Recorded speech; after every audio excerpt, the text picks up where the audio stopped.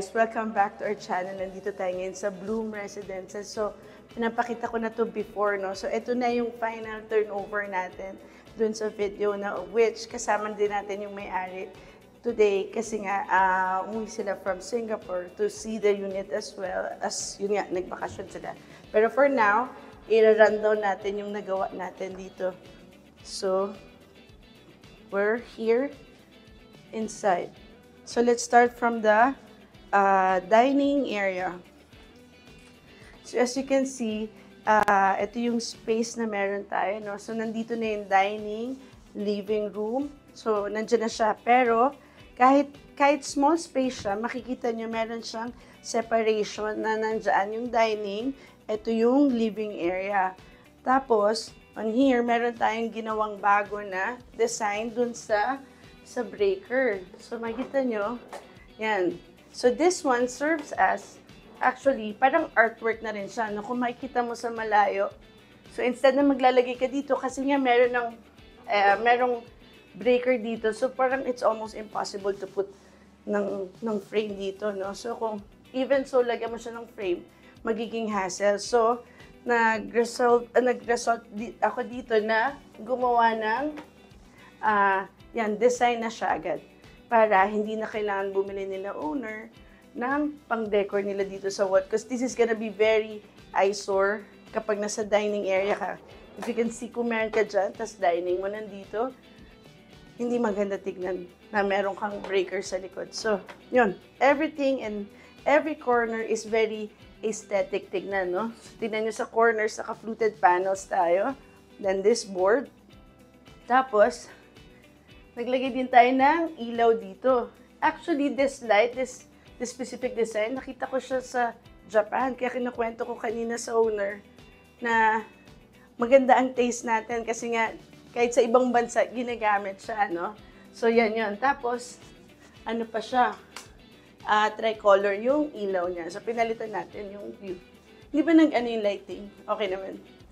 Yun. Other than that, nagdagdag tayo ng cove light sa taas. So, meron tayong pa-cozy light dyan sa taas na, yun nga, parang mood light. Diba? Lagi tayo naglalagay ng mood light sa area para, yun, mag-iba yung buong view, ay, buong atmosphere ng place. Kasi kung makikita nyo to dati, puro bulb lang, puti, so very boring. So, yan, parang mas maganda siya. At ito, nilagyan din natin itong parang side light niya. Kasi meant siya lagyan ng side table dito. Tapos halaman na tall plant. So yan. So very aesthetic siya. Yun yung sasabi ko na every corner niya, kung saka tumayo, aesthetic siya tignan. So yan. So kung titignan nyo nga ulit yung corner, maganda. And then, katerno niya rin yung entertainment. So yan. Combination siya ng fluted panel at ng veneer board. Tapos, nandito na yung entertainment table. So, yan yung mga storage sa ganyan. Yan. So, yan na yung ginawa natin. And this one, nilagay na nila yung clock. Para, yun, mas maganda siya. Kanina, pinag-usapan namin na yung sa mga walls, actually, pwede na siyang hindi lagyan dahil yung wall design pa lang niya, aesthetic na agad eh. Pero, mas gumaganda rin siya kung lalagyan mo pa rin ng clock or ng frame. So, depende na dun sa gagamit kung ano yung gusto nila. And then doon, naglagay rin tayo ng ceiling fan, if you can see. Na-off ko pala yung fan. Anyway, so yan yung ceiling fan natin kasi sa living room, it's very, parang advisable talaga na lagyan natin ng ilaw ng ceiling fan kasi yun nga, dito yung laging mainit na air or maraming tao. Kaya, para hindi na rin tayo maglagay ng electric fan dito sa living room. Kasi kung makikita nyo, or iisipin nyo, saan nyo ilalagay yung electric fan dito. So, lagyan nyo na ng ceiling fan. Ganun din naman, makakatipid at saka mas makakaluwag kayo. So here, dito na tayo sa bedroom. This is the bedroom 2 of this unit kasi 2-bedroom unit to, no? So, makikita nyo yung ating mga bagong design sa cabinets. So, dati, meron tayong mga arc. These are custom-made na mga handles, no? So, hindi nyo ito mabibili. Kumbaga, door handles pa lang, nakadesign na siya. So, simple lang siya, pero may dating, may something. And then, nilagyan na rin natin siya ng dresser table. Tapos, this one, kung makikita nyo, ito kasi, yung mga column to. I need to put something there para hindi halatang may column dyan. Pero hanggang dito yung column yan. Then, dinesign na lang natin siya ng parang may shelf siya. So, yan. So, ito, dinecor na ni owner to kasi nga nandito sila ngayon. So, yan yung pinaka-idea talaga na ilalagay mo dyan. Lagay mo ng decor, ganyan. As well as, pag nagbigay nga tayo ng 3D design, yan, pinapakita ko na rin kung saan ano yung ilalagay nyo or saan nyo ilalagay yung mga decorations. So, yan, na-execute naman very well. It's very nice yung nilagay nila, no?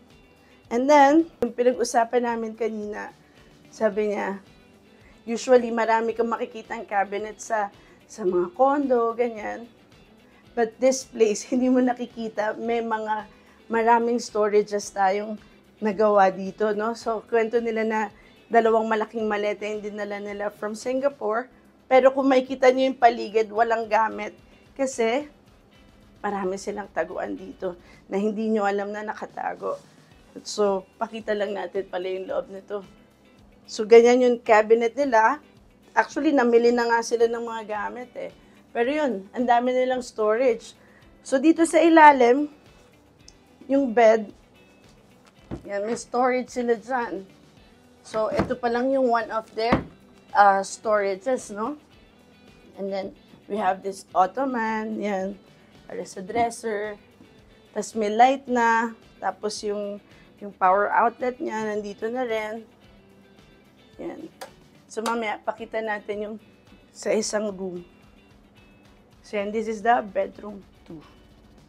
So, yan guys, bago tayo pumunta doon sa isang bedroom, pakita ko na sa inyo yung kitchen. Ano yung ginawa natin?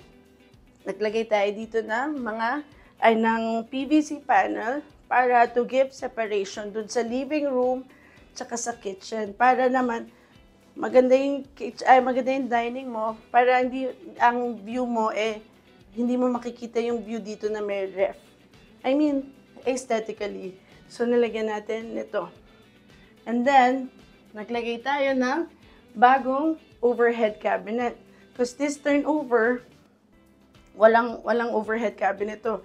So, min-maximize natin lahat ng space and then we designed this cabinet na nasa gitna yung microwave nila. So, yan. Actually, I was discussing before na, yun nga, as much as possible, i-center na natin yung mga microwave kasi pag dito, typically nandito yan okay lang naman. Pero, you know, it's easier to put the microwave here. Mas accessible siya compared kung ilalagay natin siya dito sa may ref area. So, yan, pag we are given a chance na malagay yung microwave sa center, mas nilalagay na natin sa gitna. So, yan. This cabinet is seamless, no handles. There are push locks. Tapos, yan, may mga power outlet na, may ilaw na din siya. So, yan, nilagay natin. And then, on this part, this is our pantry coffee table area, no? Nilagyan na natin siya ng sariling light area, ganyan. Para saka mag-mix ng coffee mo or kung anumang service, kagaya nito, nandito na siya. So, kasi, yun, pwede siyang patungan. At the same time, yan, nandito na yung mga storage, yan, cabinets. Oh, ay, ang dami ng laman. Puno na pala. Anyway, so, you get the point. This is the idea. Actually, kinukwento nila kanina kung lalagyan pa nila ng shoe rack dito. Pero, but this idea is good enough and the space is really good na, yun nga, parang akala nila dati masikip, pero nagawa natin ng paraan na hindi siya mukhang masikip. So, yan siya. Yan yung nagawa. So, CR naman tayo. So, yun. Dito tayo sa bathroom. ang ginawa natin dito sa bathroom nung dumating to is, yun nga, nilagyan natin dito sa washing machine na cabinet, and then this mirror cabinet. Meron siyang storage sa likod actually. So, yan. And then, ginamit natin yung sink nila, mineximize lang na, minake use natin yung sink to put this cabinets. Nagdagan yung storage natin. Yan. And then, yun, andito na yung washing machine nila. And we added this one.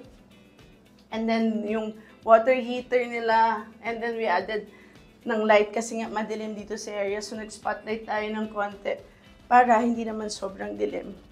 Tsaka, maganda pa rin yung dating ng shower nila since maganda naman tong kanilang shower enclosure. So, yun yung ginawa natin dito sa bathroom. So, yun, dito tayo ngayon sa master's bedroom. Tingnan nyo kung gaano ka-cozy and relaxing yung space nila. Look at it. So, it's very soft and simple lang siya. I mean, wala siyang masyadong arte, pero alam mo yung there is really something in it na alam mong makakapahinga ng maganda yung gumagamit dito, no? And yun, kasi naglagay tayo ng magandang lighting. Imagine niyo kung white bulb to. I don't think this is gonna work, look and feel this cozy, no? So, yun. So, naglagay tayo ng cove light doon, which is perfect kasi nga, mahilig pala si owner sa mga light work. So, this is so perfect for them na they can change their moods, their mood light, kanyan. So, yan. And then, yun, pakita rin natin yung mga custom made natin ng mga cabinets. I mean, the handles. So, yung mga bago nating design na handles. So, yan, nakabilog siya, no? So, pinto pa lang ng cabinet, designer na agad. Yan, yung mga ginawa natin dito. And then, storage, yan, nandito na yung mga gamit nila. Tapos, meron din dito sa ilalim. Plus, yun, nandito yung, meron tayong malaking storage din sa bed, no? So, yun yung pinag-uusapan namin kanina na ang dami nilang dala from Singapore. Meron kaming mga nakatago or mga seamless na mga storages, no? And then, meron tayong ginawa din dito. Actually, parang inad lang din natin to kasi ito yung this space is intended, hindi siya intended lakaran, pero space talaga siya for the curtains. But since, yun nga, ayokong masyadong, dahil ito yung master's bedroom, nilagyan natin pa rin ng design. Kahit kasi wala nang space, hindi ka pwede mag-side table, ganyan. Kaya nilagyan na natin siya ng shelves dito sa gilid para ma-make use pa rin yung space niya dahil hindi naman magagamit dahil sa curtains, pero may purpose pa rin. So, yan. Pwede nilang gawing side table to. Dito lalagay yung cellphone nung nakahiga dito sa side. Yan. Pero tapos, may design pa rin siya. So, yun yung ginawa natin dito. And then, these curtains ay, yan. Tayo rin ang nag-supply nitong curtains. Para cozy-cozy. This is a total blackout curtains. So, yan ang ginawa natin. And then yun, yung bed natin, naka-padded headboard. Tapos, this part, sila owner na rin yung mag-provide nung kung ano yung gusto nilang dito ilagay, kung family pictures pa, or kung anong gusto nila. Kasi based dun sa nakita ko na nilagay na nila ng mga decor, hindi kasi ako nag-decor dito, no? So, yung based on, I think they have a very good eye dun sa mga decorations. So, yun. Na gusto ko rin, sila rin yung naglalagay din sila ng mga decor nila para mas feel nila yung unit nila, hindi yung ibang tao yung gumawa. So, yun. So, yun guys. I hope na-enjoy nyo yung ating walkthrough dito sa condo, dito sa Bloom Residences na, yun nga, at marami kayong natutunan or na-inspire kayo kung ano yung mga bagong ideas na nilagay natin dito sa condo. So, yun, shout out again or thank you again dun sa clients na, sa owners na, yun, na pinagkatiwalaan tayo na gumawa sa kanilang unit. So, yun, don't forget to follow like, share, and subscribe all our social media channels, Facebook, YouTube, and Instagram, yon. And all the details and contact details meron kami, ay nakapost naman dito, and the email address. So, message lang kayo, no? So, yun. I'll see you on the next video.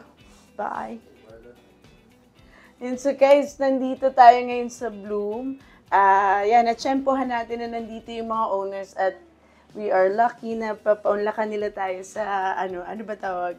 Yung reaction video nila, nung nakita nila tong unit.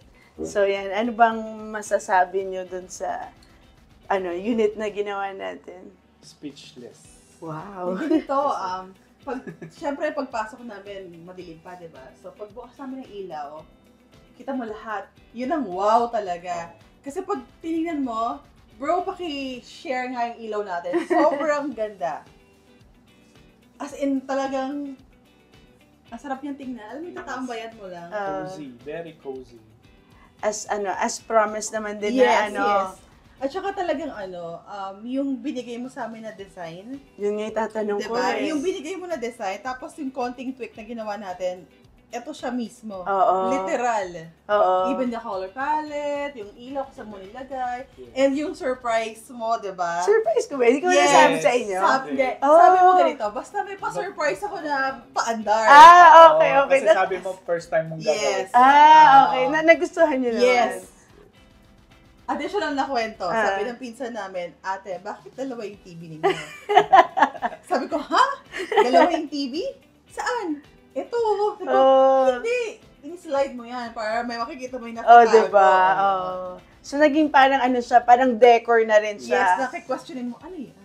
Diba? So, parang may artwork ka dyan sa likod mo. Tama-tama, wala pa kami mga design. Diba? Kaya Tsaka, this design, ito, parang art, na rin siya eh, diba? Yes. Hindi mo siya, Aesthetically, nice na siya. Pero mas maganda pa rin kung lalagyan ng design kagaya nga nung... May parilo tayo, ganyan. May paril. Akala ko nagbablog na ako, nalito na ako. Teka, sila pala muna. Hindi pala, this is not about me, it's about them. Yun Yeah, nga. so tawag dito, talagang maganda yung color palette niya, homey siya, yung marirelax ka talaga. It's like your staycation place to go to, ika nga, diba? Ang ganda talaga ng idea niya out dun sa kung paano niya aayusin lahat to. Kasi we never expect na magiging ganito siya as is dun Talaga? sa Okay. Kasi usually yung mga nakikita namin from design to dun sa actual, medyo may Ang layo. malayo ng difference. Alam mo yung parang, Mm. huwag na tayo mag-compare. Pero ang ibig lang namin sabihin is kung ano yung pinag-usapan niya natin, eto siya. At Kung ano saka, yung promise nyo. Yun. nakakatuwa. Kita mo yung space dito sa kusina, di ba? Hindi namin na-imagine na pwede palang maging ganyan na hindi Yes. siya masikip Diba? tingnan. O, di ba? O. Okay. Bro, pag di Gusto mo sumama ka na mag-vlog tayo? Vlog tayo later. Siya mag-e-edit. Alam mo yun? Hindi, tsaka, I mean, from my angle, may punta ka dito, ang ganda lang niya talaga tingnan. Maluwag siya. Hindi mo iisipin na itong unit na to, ito lang yung size niya. Kasi nakikita mo, ang luwag niyo. Oo. Tsaka ang liwanag. Maaliwalas talaga. Yes, and very creative. Oo. Yeah. Yung talagang, yung gustong-gusto ko is the aesthetics. Oo. It's very good and really cozy. May isa pa. Mm. Hindi mo titingnan kasi ang nakita ko sa ibang designs kapag kailangan nila ng mga storage, di ba? Parang all the way up, meron ka makikita mga lalagyan. Kung mapapansin mo tong unit na to, hindi mo siya masyadong nilagyan nun. Pero ang dami nating storage. Correct. Di ba? Nasaan ang storage? Secret ang mga storage nito. Nakatago. Ay, wag mo kami iwan. Secret yung storage niya. Kaya talagang parang hindi mo iisipin na paparentahan lang ba ito o talagang magiging bahay siya na gagamitin? Kasi meron kang enough na space. Diba? Ang dami nyo inuwi from Singapore. Oo. Yung pala, nandun na lahat Yes. sa mga taguan natin. Yes, no? dalawang malaking maleta yan. Talaga? Ano maleta dala nyo? XL? Basta, Large, kasi large. Mga 50, Nice. 50 kg, 50 kg. ganyan. Ang dami nyo dala. Yes. So makikita nyo mamaya, iikutin natin yung wala silang kalat kasi yun nga, Nilipit namin. nakatago nga lahat. Dahil ganun kalaki or karaming storage na nilagay natin. Yes. Tapos, yun, yung sa ano naman, yung part na nagtatransact tayo, nung, yung very process natin. effortless. Tsaka napaka-smooth lahat ng transactions. Oo. As in, first time kong makakausap ng yung mga ganitong klase ng transaction na napaka-smooth, walang problema, anything. So, kung meron pang isang daliri, pwede tayo. Kasama mo isa. Magdadagdag ako. Kasi after natin mag-usap, nagme-message tayo doon na para ma-capture lang ng lahat yung mga key items para at least you can refer back na ito ba yung naging discussion? Halimbawa lang pag merong maraming options, ito ba yung naging discussion? Makikita mo doon na, yes, ito pala nga. Tama. So, ibig sabihin, talagang aside from the phone calls, meron kang reference na pabalikan mo rin ang messages. Maganda din kasi yun. Sinasabi ko nga sa kanya, like, kailan ba natin pinag-usapan yung ganito? Kasama ba sa discussion yung ganyan? So, pwede mong balikan na, like, hindi ka na, kasama ba yung blinds or curtain? Hindi ko na kasi malala. Babalikan mo lang doon kasi naka-capture talaga siya sa discussion. So, very transparent lahat. Yes. Yun ang the best Isa pa doon yun. kasi transparent lahat. Kasi yung mahirap yung may biglang meron ka nalang babayaran. Uy, bakit? Akala ko kasama to, tapos yung pala hindi. Yung mga ganun. So, mahirap din yun. And sa sobrang hirap na magtiwala sa tao ngayon, di ba? So, we're very lucky na nakilala namin si Ao. So, thank you kay Ranel, bro. Salamat. Salamat. Salamat sa I-meet namin ang mag-asawa.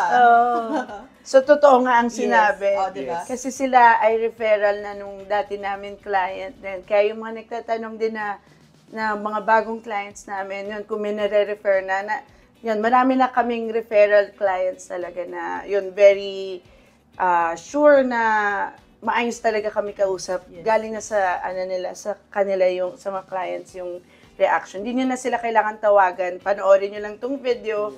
Yan yung... As in, 100% smoothless.